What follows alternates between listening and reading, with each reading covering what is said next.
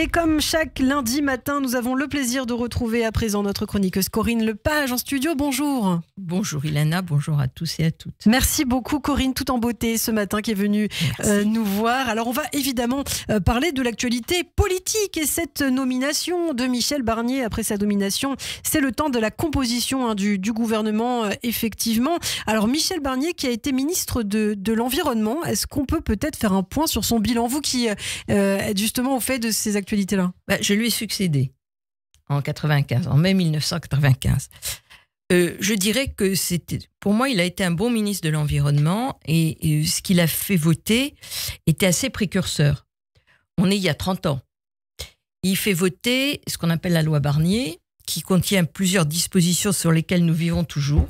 Ouais. La Commission nationale du débat public, qui permet la participation des citoyens, c'est une très bonne institution sur laquelle, du reste, le dernier gouvernement avait envie de revenir parce qu'il trouvait qu'il y avait trop de liberté.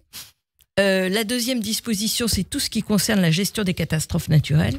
Ouais. C'est il y a 30 ans, donc c'est quand même très précurseur. Et le troisième, c'est l'introduction dans le droit de l'environnement au niveau du code, c'est-à-dire de la loi, pas au niveau de la Constitution, de ce qui sera après ça les principes de la charte de l'environnement, c'est-à-dire précaution, prévention, correction à la source et principe pollueur-payeur, plus un certain nombre de décisions particulières qui vont plutôt dans le bon sens. Donc moi je dirais plutôt que ça a été un bon ministre de l'Environnement. Bon bilan, un bon ministre de l'Environnement. Alors justement, il y a de nouveaux défis qui vont devoir s'offrir à lui, si je puis dire, à Michel Barnier. Au-delà évidemment des grandes questions du budget, de la réforme des retraites, etc. Il est aussi confronté à des enjeux en matière d'environnement, au sens plus large. Ouais. Lui-même, dans ses premières prises de position, a mis sur un pied d'égalité la dette climatique et la dette financière. Ouais. Donc pour lui, ça a autant d'importance. Voilà. Donc je pense que c'est un sujet, alors bien sûr qu'il devra passer à la moulinette budgétaire comme les autres, mais j'espère pas plus, voire moins que les autres. Alors les grands enjeux, oui. Malheureusement, la France a pris beaucoup de retard du fait des gouvernements Borne et Attal sur ce qu'on appelle la PPE, la programmation pluriannuelle de l'énergie, et la stratégie nationale bas carbone. Alors tout ça peut paraître un peu obscur à nos auditeurs, mais en réalité, c'est fondamental pour toute l'économie de l'énergie, c'est-à-dire quelle va être la part des énergies renouvelables, catégorie par catégorie, solaire, éolien, géothermie, hydraulique, etc. Derrière, vous avez des milliers d'emplois, des milliers d'entreprises, beaucoup d'investissements, et la France prend du retard. Donc ça, c'est vraiment essentiel pour que l'activité puisse redémarrer. Aujourd'hui, il faut bien comprendre que tout est à l'arrêt.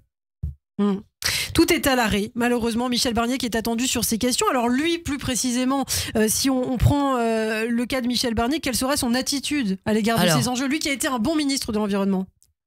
J'en sais rien, en réalité. J'ai vu beaucoup de critiques a priori disant ouais mais il a changé d'avis parce que il a pris des positions sur l'immigration qui étaient tout à fait inacceptables, etc. D'abord, on peut en discuter. Deuxièmement, même si elles sont inacceptables, l'immigration c'est pas l'environnement.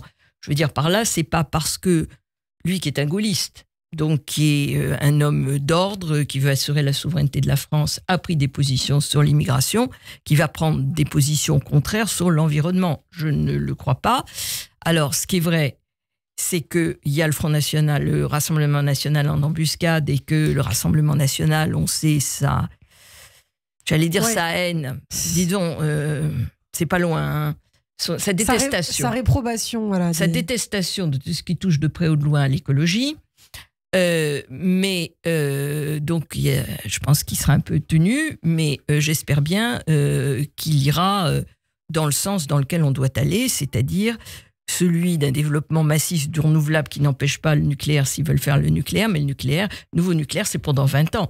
Là, ce dont on a besoin, c'est tout de suite, maintenant. Ensuite, tout ce qui touche à la protection de la biodiversité, nous avons beaucoup de progrès à faire.